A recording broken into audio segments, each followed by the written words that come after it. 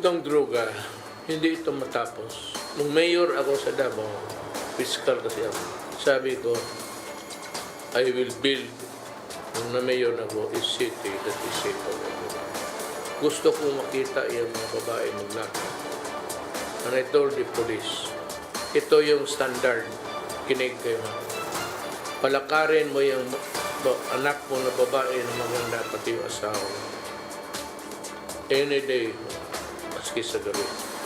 If they come home unmolested and disturbed, that's the standard. We will return the public streets para hindi naman takot yung mga tao. Ganon din ang presidente. Do not destroy my country and do not destroy my daughters and sons. Pag napasok sa droga yung patay na. The Newsday continues here on One News Now. I'm Riza Diaz. All Filipino citizens, including those who are not OFWs, are now allowed to enter the country.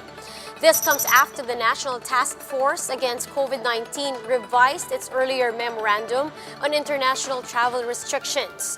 The previous circular barred the entry of Filipinos who are not OFWs, but entry of foreign nationals is still suspended from Monday, March 22 until April 21st. Among those exempted from foreign travel restriction are diplomats and members of international organizations, foreign spouses and children of Filipinos, and foreign nationals involved in medical repatriation. The government is expecting to receive 20 million vaccine doses of India's Novavax within the year. That's on top of the 2.3 million doses from Sinovac and AstraZeneca arriving within the month.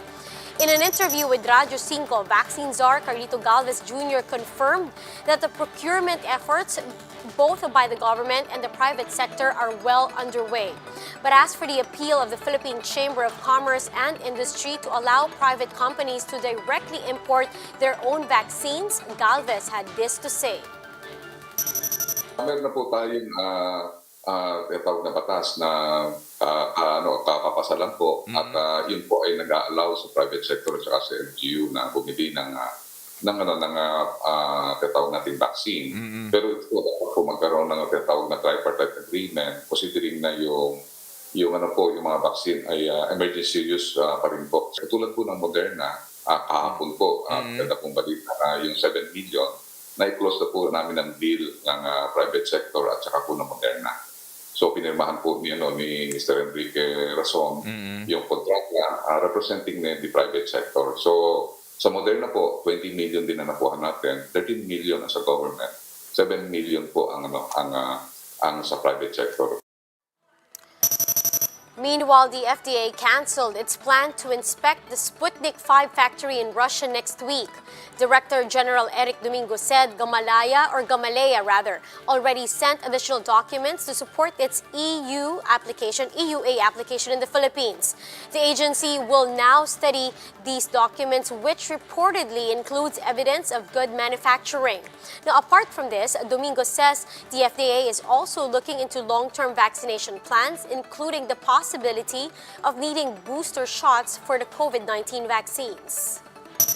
Kung inumpisahan mo naman ngayon ng pagbabakuna at matapos mo siya within 6 months, so after 6 months, may panahon na 70% sa atin, talagang lahat tayo ay mayroong protection. And that will buy us some time to study kung kailangan tayong mag-booster by next year. May posibilidad na nga na maging annual activity siya katulad ng flu shot na every year nagpapabakuna tayo, no? Pero hindi pa naman po tayo sigurado doon kasi yun nga ang protection na malalaman pa talaga natin by next year.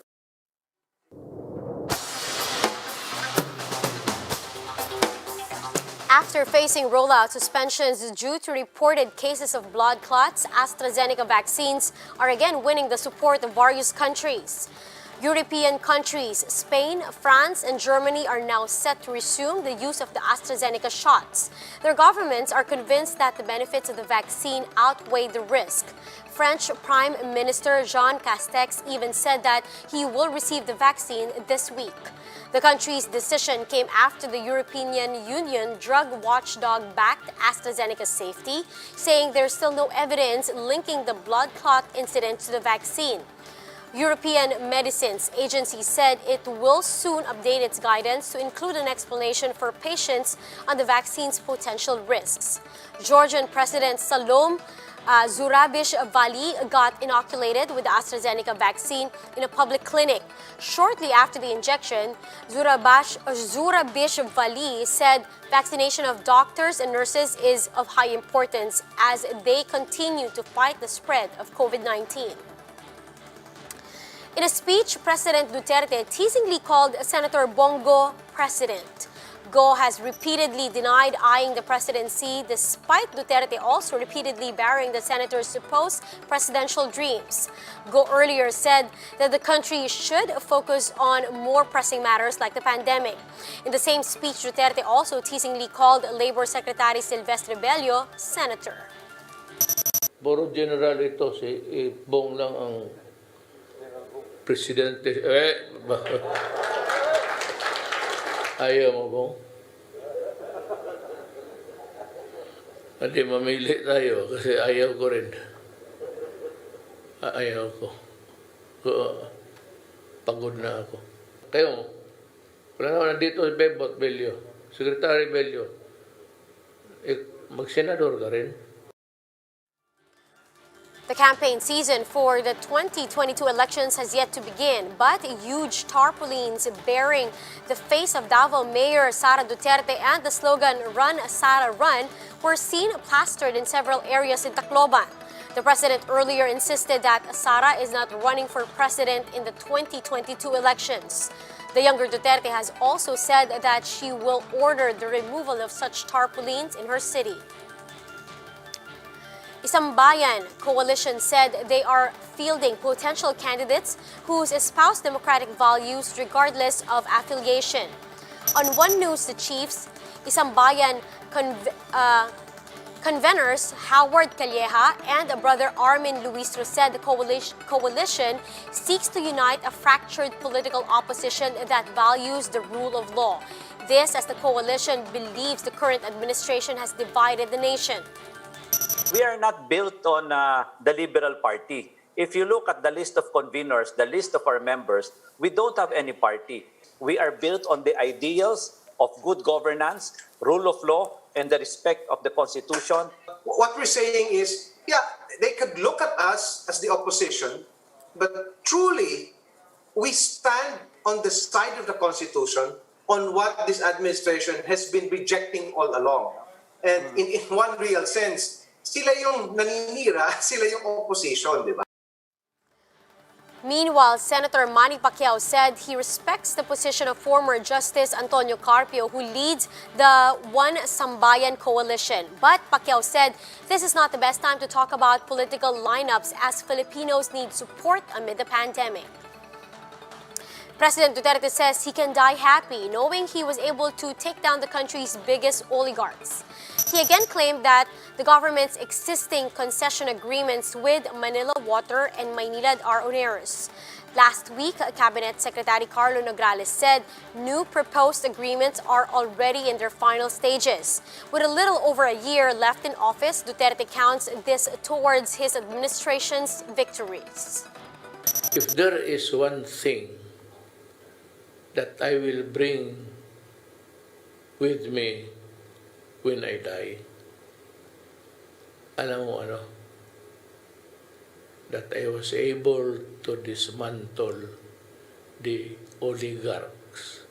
Talagang niyari ko sila. Duterte also reiterated that he will not allow ABS-CBN to secure another franchise without the network settling their unpaid debts to the government.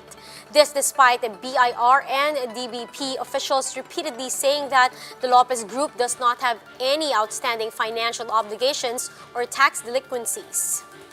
Karami na nilang kalukuhan ginawa, magkubra ng pera, hindi sinauli, hindi naman ini-airtime yung binayad mo. Kaya ngayon, magsabi sila ibalik na hambang presidente ako. Bayaran nila muna ang utang. Now, in the same address, President Duterte announced that over 2,000 hectares of land will be distributed to former rebels in eastern Visayas. The chief executive said that more than 1,500 retired insurgents in Leyte and Samar are entitled to receive their certificate of land ownership from the Agrarian Reform Department. Duterte said this land distribution program is part of the government's effort to end the 5-decade insurgency in the Philippines. But he warned beneficiaries against selling off lands granted to them, saying they should utilize it to be more productive. Baski na lang may 2-3 hektarya ka, you should thank God that you have a piece of land under the sun. Ang mga walang, ito bigay na sa inyo. Huwag ninyong ipagbili. Suntokin ko talaga kayo. Totoo lang. Puntahan kita doon. After suffering a coughing fit in the middle of his speech last night, President Duterte quipped that he might have cancer. Pasensya na kayo sa... I don't know, but yung pagaw ko, progressive, pagka-cancer ng gigaba, nakarma na doon sa akin. The president may have said this in jest, but the state of his health has always been a serious concern for most of his time in office. Given his old age and the current pandemic situation, there have been calls for President Duterte to disclose his health records. After all, 2 farmers or framers of the 1987 Constitution already confirmed that it is a matter of duty for the head of state to reveal his health status for proper assessment of his fitness to lead the country. But apart from claiming that he is at risk of developing cancer because of his Barre's esophagus, Duterte has never disclosed his health reports. Recall that there are also fears about the president contracting COVID-19 after several high-ranking officials tested positive for the virus, including spokesman Harry Roque.